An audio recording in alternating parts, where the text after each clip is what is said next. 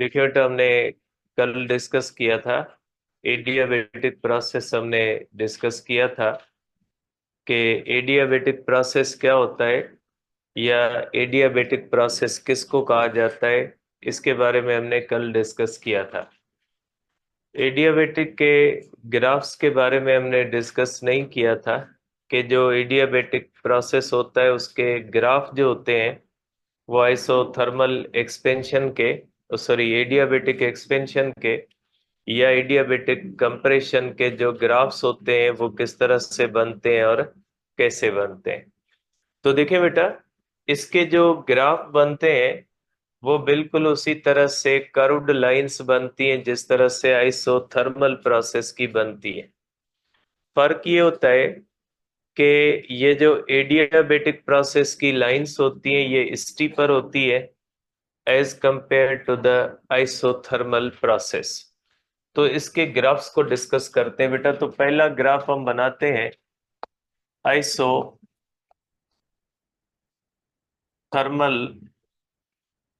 Sorry, adiabatic.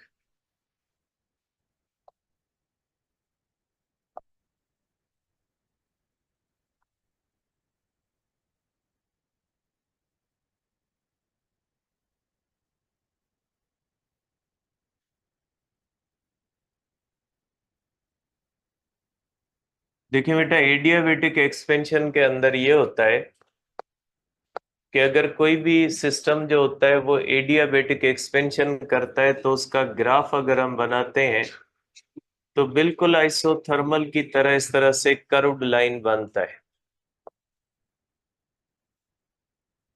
अगर pressure और volume के दरमियान हम इस तरह से लाइन बनाए तो ये लाइन जो होती है वो थोड़ी इस तरह से बनती है। इसका ग्राफ जो होता है, इसकी लाइन थोड़ी स्टीपर बनती है as compare to the isothermal. अगर दोनों को साथ हम बनाएं तो आइसोथर्मल एक्सपेंशन जो होती है, अगर इक्वल वॉल्यूम चेंज होता है तो आइसोथर्मल की लाइन इस तरह से बनेगी, एडियाबेटिक की लाइन इस तरह से बनेगी। थोड़ी जो एडियाबेटिक की लाइन होती है वो स्टीपर होती है as compare to the isothermal expansion. ये जो होती है आइसोथर्मल एक्सपेंशन की लाइन होगी और ये जो लाइन होगी, ये लाइन जो होगी ये एडियाबेटिक एक्सपेंशन की होगी। तो दोनों का ग्राफ जो होता है वो एक तरह से होता है। फर्क सिर्फ ये होता है उन दोनों के दरमियान कि एडियाबेटिक की स्टीपर होती है लाइन। आप इसको इस तरह से मार्क कर सकते हैं कि ये हमारे पास है आइसोथर्मल एक्सपेंशन, आइसोथर्मल एक्सपेंशन है, और ये हमारे पास है एडियाबेटिक एक्सपेंशन। इसको हम कहते हैं कि ये हमारे पास है एडियाबेटिक एक्सपेंशन। अब इसी तरह से अगर कंप्रेशन का बनाएंगे तो कंप्रेशन का भी ऐसे ही बनेगा बेटा, एडियाबेटिक कंप्रेशन का, एडियाबेटिक कंप्रेशन का भी ऐसे ही बनेगा।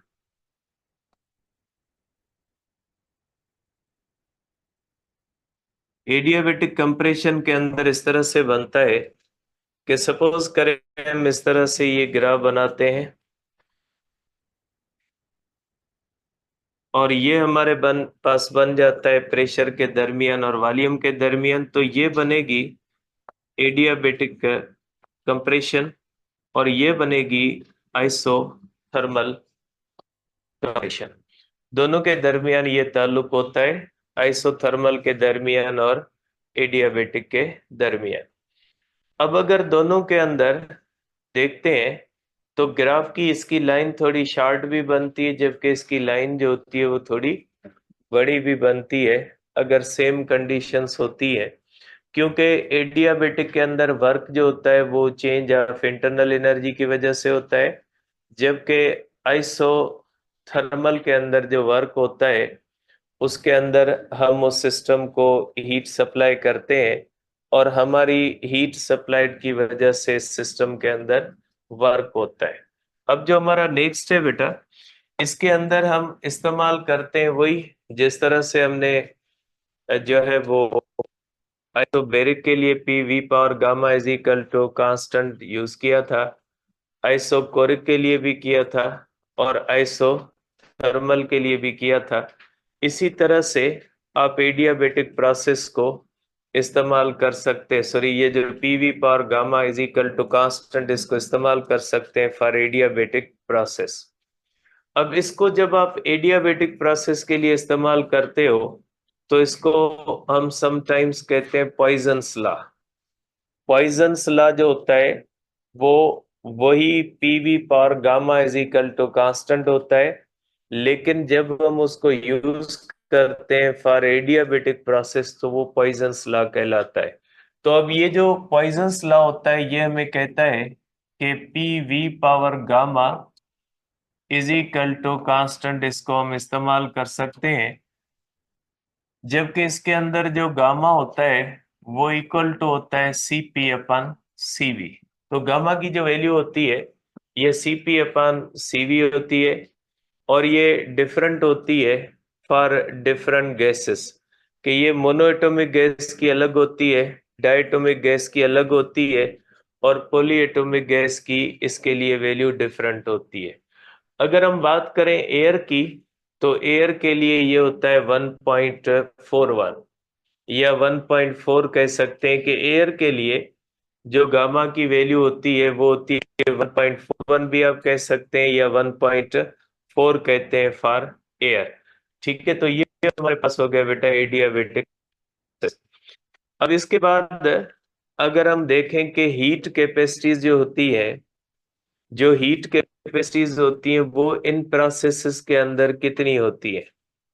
देखिए हीट कैपेसिटी अगर हम देखते हैं आइसोथर्मल प्रोसेस की, आइसोथर्मल प्रोसेस की हीट कैपेसिटी इनफिनाइट होती है, क्योंकि आइसोथर्मल प्रोसेस के अंदर हम हीट देते जाते हैं, वो सिस्टम उस हीट को एब्जॉर्ब करता जाता है। इनफिनाइट हीट एब्जॉर्ब करने के बाद भी आइसोथर्मल प्रोसेस में कभी भी टेम्परेचर 1 डिग्री नहीं बढ़ना, क्योंकि आइसोथर्मल प्रोसेस के अंदर टेम्परेचर कांस्टेंट रहता है। इसलिए हम कहते हैं कि आइसोथर्मल प्रोसेस के अंदर टेम्परेचर कांस्टेंट रहने की वजह से हम कितनी भी हीट अगर उस सिस्टम को दे भी दे तो उस सिस्टम का कभी भी टेम्परेचर जो होता है वो 1 डिग्री सेल्सियस नहीं बढ़ेगा। तो हम कहते हैं कि आइसोथर्मल प्रोसेस के अंदर जो हीट कैपेसिटी होती है वो इनफिनाइट होती है। लेकिन अगर हम बात करें एडियाबेटिक प्रोसेस की, तो जो एडियाबेटिक प्रोसेस होता है वो एक ऐसा प्रोसेस होता है जिसके अंदर टेम्परेचर चेंज होता है without supply of heat. Adiabatic process के अंदर हमें हीट देनी नहीं पड़ती और उस सिस्टम की इंटरनल एनर्जी जो होती है वो वैसे ही बढ़ जाती है या कम हो जाती है ड्यू टू द वर्क।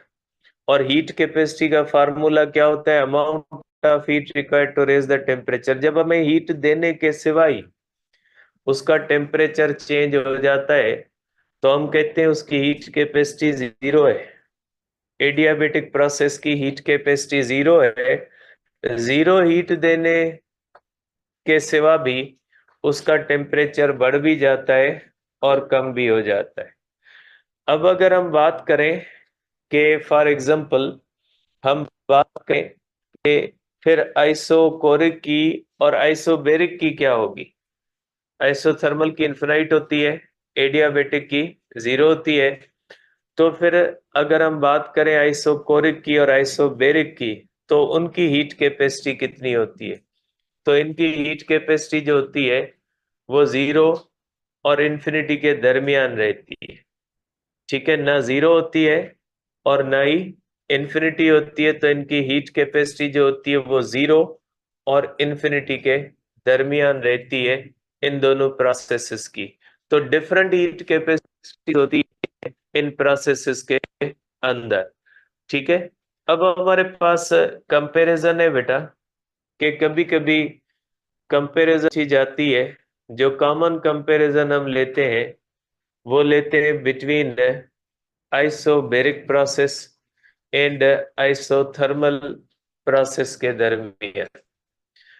तो आइसोबेरिक और आइसोथर्मल प्रोसेस के दरमियान पूछा जाता है कि अगर हम एक सिस्टम को आइसोबेरिकली ले जाएं और एक सिस्टम को आइसोथर्मली जो है वो ले जाएं इनिशियल स्टेट से फाइनल स्टेट तक, तो किस पाथ से या किस प्रोसेस के अंदर वर्क ज्यादा होगा या दोनों के अंदर वर्क इक्वल होगा, तो उसकी कंडीशंस कौन सी होती हैं? तो पहली कंडीशन ये होती है बेटा इसकी कि अगर initial initial and final state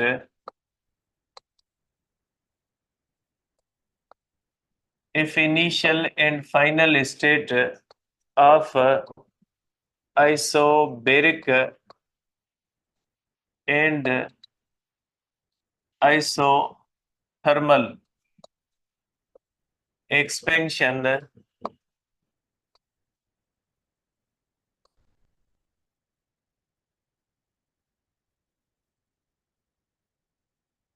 ठीक है। अब देखें, अगर दोनों प्रोसेसेस की इनिशियल और फाइनल स्टेट दोनों, मैंने एक्सपेंशन लिया, आप कंप्रेशन भी कर सकते हैं, तो दोनों के अंदर अगर हम करें कि किस के अंदर वर्क ज्यादा होता है या दोनों के अंदर वर्क इक्वल होगा। देखिए, अगर इनिशियल और फाइनल स्टेट सेम है और हम बात कर रहे होते हैं वर्क की, तो वर्क का जो हमें पता लगता है वो हमेशा हमें इस बात से लगता है कि उस सिस्टम का वॉल्यूम कितना चेंज होता है। सपोज करें दोनों के अंदर इक्वल वॉल्यूम चेंज है, ठीक है। हम कह लेते हैं कि दोनों के अंदर इक्वल वॉल्यूम चेंज है,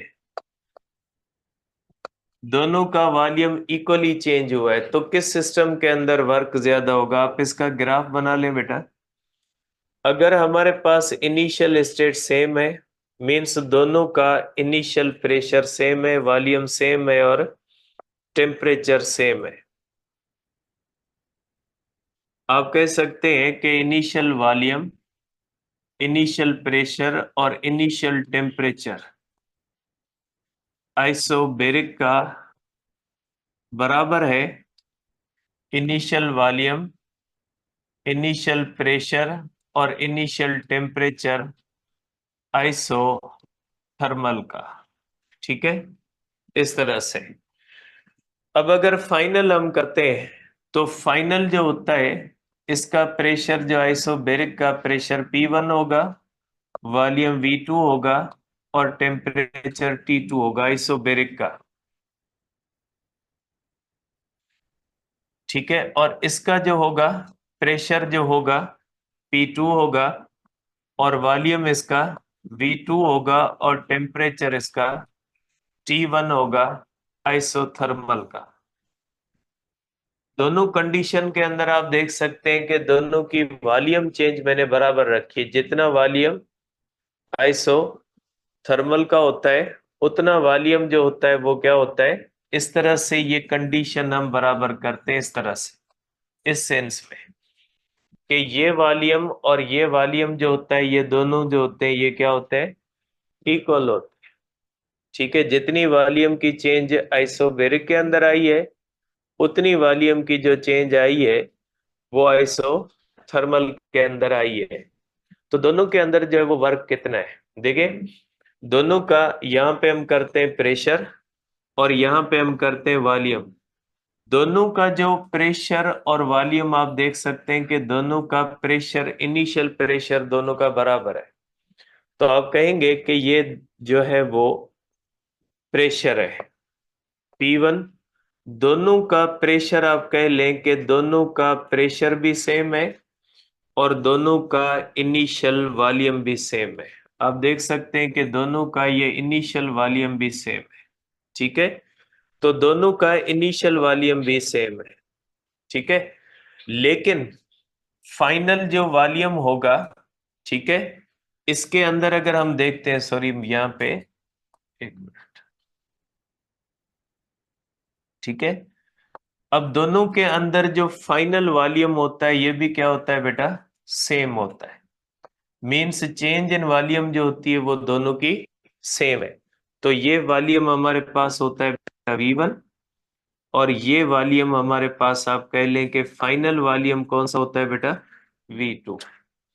अब इसकी वॉल्यूम V2 की आप लाइन देख ले, ये बनेगी इस तरह से। अब ये जो आइसोबेरिक प्रोसेस होगा बेटा, ये सीधा इस तरह से आएगा, from volume V1 to the volume V2। Isobaric process इस तरह से आएगा, क्योंकि इसके अंदर प्रेशर कांस्टेंट होता है, और ये V1 से किस तरफ चला जाता है, V2 की तरफ। जबकि आइसोथर्मल प्रोसेस जो होगा वो इस तरह से आएगा।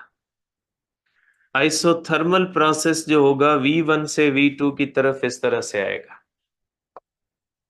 ठीक है, दोनों का ग्राफ इस तरह से बनेगा। आइसोबेरिक प्रोसेस V1 से V2 की तरफ ऐसे आएगा, और आइसोथर्मल प्रोसेस ऐसे आएगा। अब किस में वर्क ज्यादा हुआ है या बराबर हुआ है? वर्क किसके बराबर होता है, एरिया के। अगर आप आइसोबेरिक की लाइन के नीचे देखें तो ये पूरी एरिया उसके अंदर आ जाती है, जबकि आइसोथर्मल के अंदर देखते हो तो इस पूरी एरिया का एक हिस्सा ये इस कर्व के नीचे नहीं आता। तो इस कर्व के नीचे ये वाली एरिया जो होती है वो कम होती है, जबकि इसके नीचे ये सारी एरिया आ जाती है। तो एरिया जो होती है वो आइसोबेरिक के प्रोसेस की ज्यादा होती है, और आइसोथर्मल की एरिया जो होती है वो कम होती है।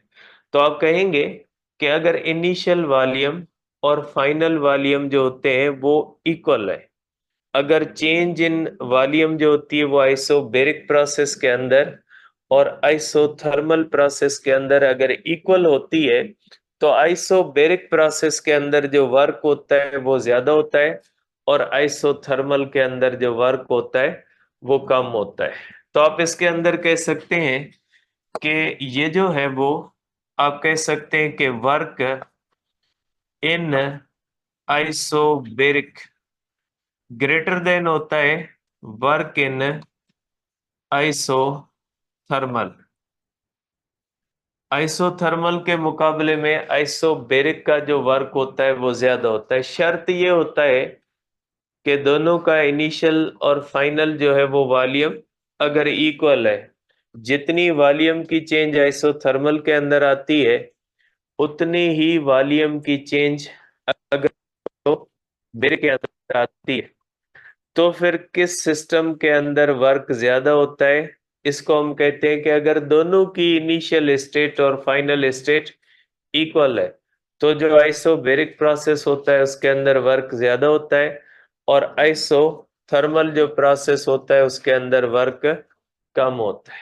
ठीक है, अब अगर हम बात करें कि दोनों सिस्टम्स में किस सिस्टम के अंदर इंटरनल एनर्जी ज्यादा चेंज हुई है, या दोनों की इंटरनल एनर्जी भी इक्वल चेंज हुई है, तो आप क्या कहेंगे कि दोनों सिस्टम्स की इंटरनल एनर्जी इक्वल चेंज हुई, या दोनों सिस्टम्स की इंटरनल एनर्जी जो है वो अनइक्वल चेंज हुई है?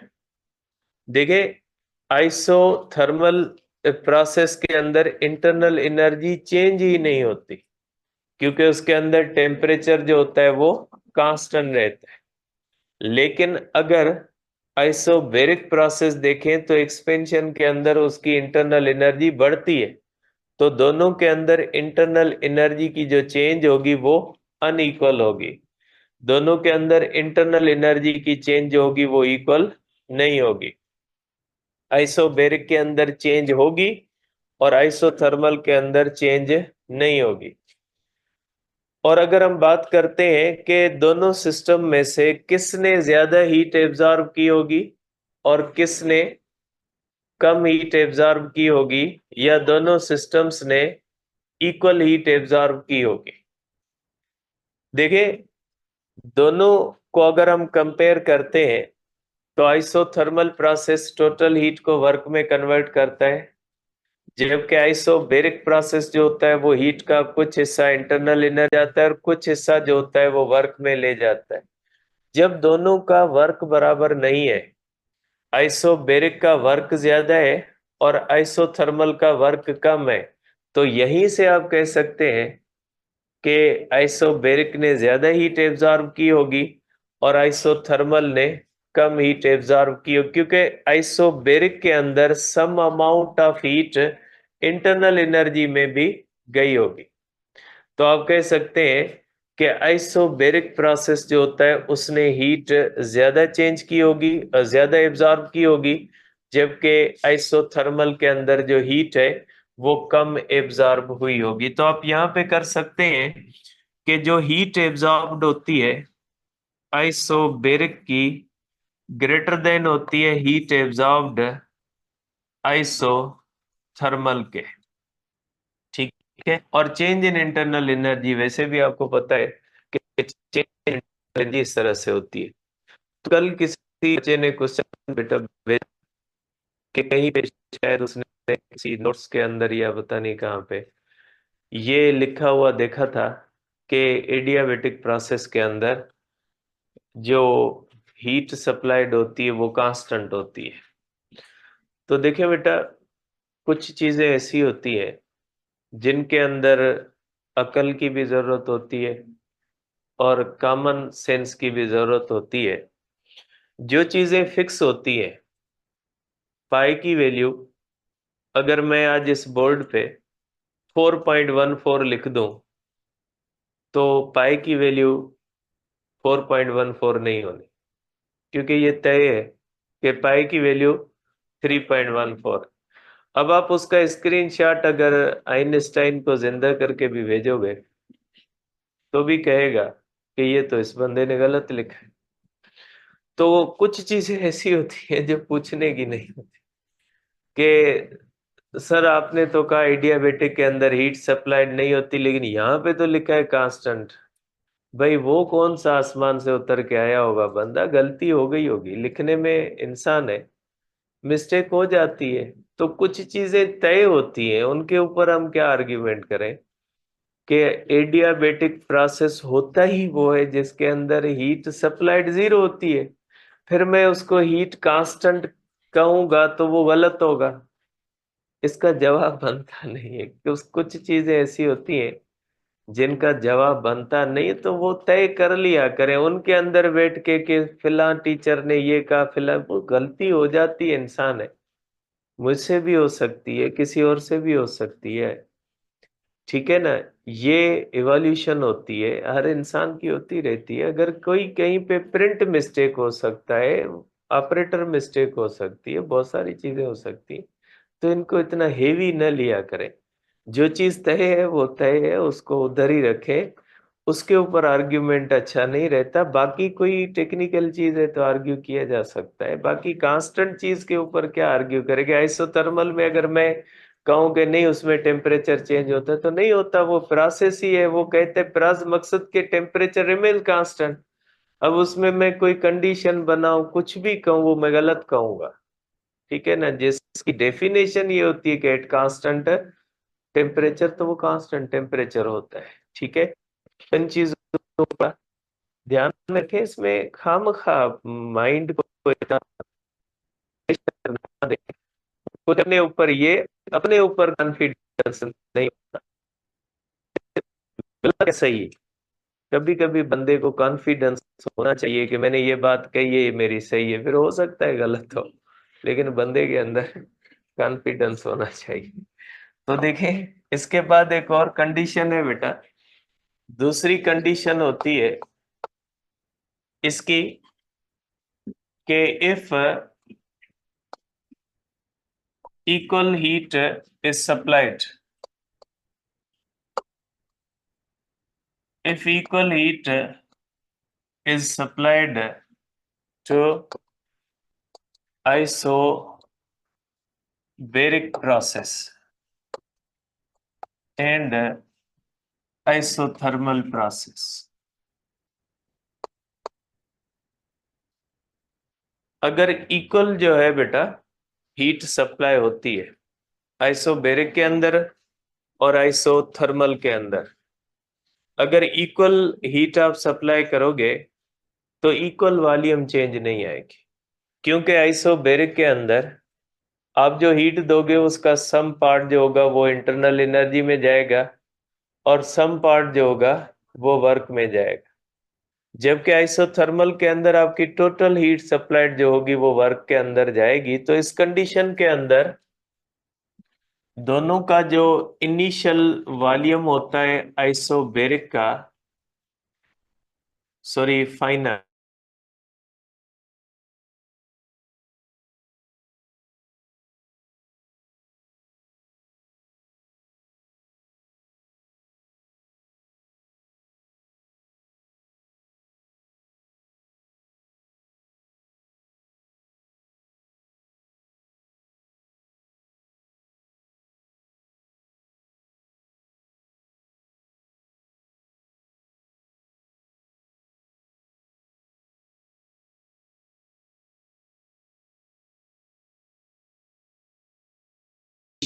टू द फाइनल स्टेट, जबकि आइसोथर्मल प्रोसेस इस तरह से प्रोसीड करेगा, ए टू बी। इसके एरिया अंडर कर्व इतनी हो जाएगी, ठीक है, जबकि इसके हो जाएगी। तो आइसोथर्मल के अंदर वर्क ज्यादा होगा और एडियाबैटिक के अंदर होगा, सॉरी आइसो बेरिक के अंदर कम होगा। अगर इक्वल अमाउंट हम देते हैं, अगर इक्वल अमाउंट हम देते हैं हीट आइसोबेरिक के अंदर और आइसोथर्मल के अंदर, तो कंडीशन चेंज हो जाती है। उसके अंदर जो है वो इनिशियल जो है वो जो हीट सप्लाइड थी वो इक्वल नहीं थी, हीट सप्लाइड डिफरेंट थी, जबकि इसके अंदर हीट सप्लाइड क्या होती है, इक्वल है। तो ये चीजें कंडीशनल होती है। मोस्टली क्वेश्चन के अंदर कोई कंडीशन नहीं दी जाती। बहुत सारे ऐसे जो है वो क्वेश्चंस आप देखोगे जिनके अंदर कंडीशन नहीं दी गई होती। तो कंडीशन नहीं दी गई होती, अगर फॉर एग्जांपल मैं क्वेश्चन दे दूं कि किस प्रोसेस के अंदर, जैसे कॉमनली आपने पढ़ा भी होगा, किस प्रोसेस के अंदर वर्क ज्यादा होता है, तो लिखा होता है इसो बेरिक प्रोसेस के अंदर। तो वो किस कंडीशन के ऊपर होता है, जब इनिशियल स्टेट और फाइनल स्टेट बराबर हो, तो वो कंडीशन होती है जो एक कॉमन कंडीशन होती है। तो चीजों का ध्यान रखना है कि वैसे देनी चाहिए कंडीशन ताकि क्लियर हो सके, लेकिन मोस्ट कॉमनली जो क्वेश्चन होते हैं उनके अंदर कंडीशन नहीं दी गई होती। ठीक है, कल डिस्कस करते हैं आगे।